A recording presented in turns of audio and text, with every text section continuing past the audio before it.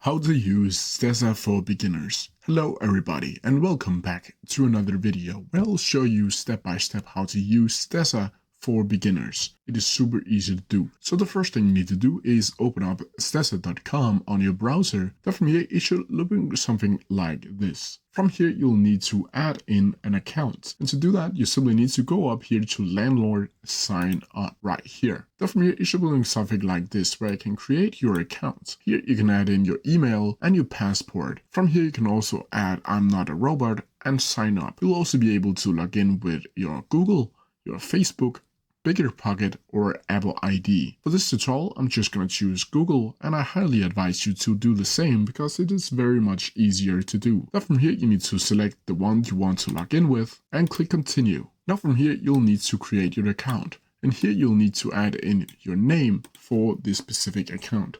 I'm just going to choose my guides for this tutorial. Then from here you need to click continue. Now from here how did you first hear about Stessa, where you can choose either one of these, it doesn't really matter. From here you'll need to enter your first property address to start. And from here you'll need to add in your address like so. I'll just use this one for this example. Then from here you can see the property type where you can choose either single family, duplex, triplex, multifamily, condo apartment, mixed use or commercial. Then from here you'll just need to choose the one you desire and add in the amount of units that you own. Then from here you'll need to click continue. Then from here you can see where would you like to start. And here you'll be given the option to add another property. You can track your income and expenses, automate rent collection or screen a tenant. Don't worry, I'll show you how to do all of these others right in a bit. But let's choose another property to get started and then click continue. Then from here you add in your second property, just choose this one, click continue and click unit number, continue. Then you'll see a picture of how it's going to look like.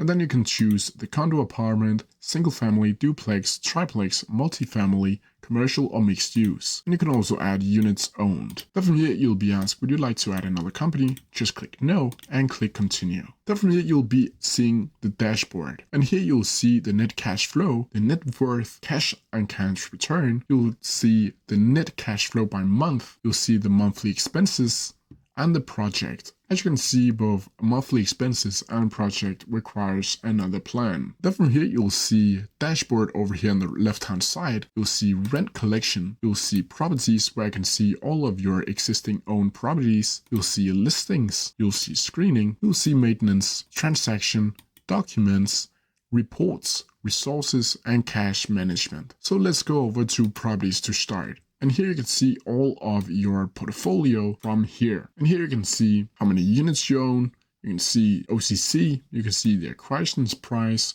the market value, the loan price, and the equity inside of the home. But from here, you can go over and select this one to edit portfolio name if you don't like this specific name right here. You can manage collaborators where you can add your partner or a business partner if you want to do that, and you can add another property down here. If you go inside of one of these houses or properties, you'll have a lot of new options. Here you'll see actions where you can edit property name, you can sell your property, mark as sold, or delete property. If you scroll down, you can also edit the profile picture of this specific condo. You can also add acquisition details, you can add a lease, you can add notes over here, you can add in an insurance, and you can add in the valuation of this specific home. So let's, for example, in this tutorial, just add a lease. Then from here, it should be looking something like this. And here you can create a new lease if you don't already have one. Then from here, you'll see this page right here. Here you can lease documents,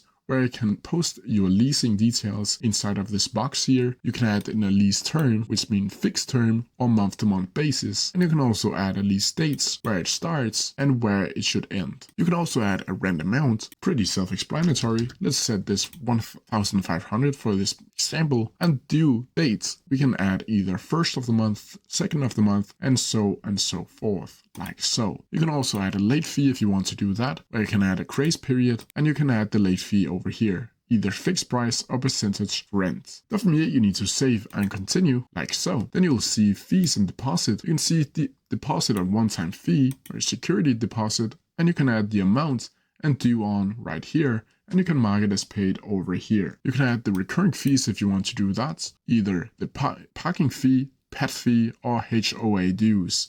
You can also add a return fee down here if you want to do that by editing the fee name and the amount of the specific recurrent fee. But from here, you'll need to click continue. Then you can see the confirmed changes. You can see the rent, $1,500 due to the first of the month, and all of your other ones down here will be listed. Then from here, you need to save and continue. Then from here, you need to add in your primary tenant, and you need to do that manually by adding the first name, last name, the email address, and the phone number.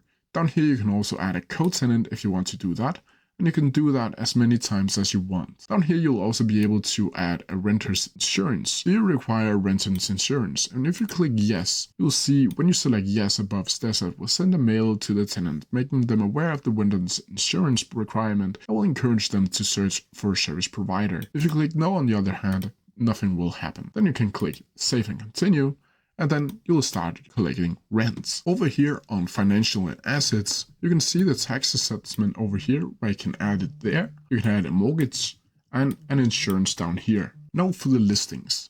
And as you can see here, welcome to listings. Find and screen and assign the best resident to your vacancy. And here you can create a listing. You can add in the property, either one of these, and click next and just follow the steps until you create a listing. Over here, you'll see the screening. From here, you can add in a screen applicant, and here you will see the application and screening only. Application and screening means collect the key information like renter's history, employment details, and more from the applicant. The process to screening. While screening only, proceed directly to screen options including credit report, background check, and income verification. Let's just use this for this example right here. And here you can add in the properties, and then you'll be able to choose what type of screening that you want to add into this property right here. Then you'll be able to see the information and review it down here. Lastly, then from here, something you need to learn is the documents.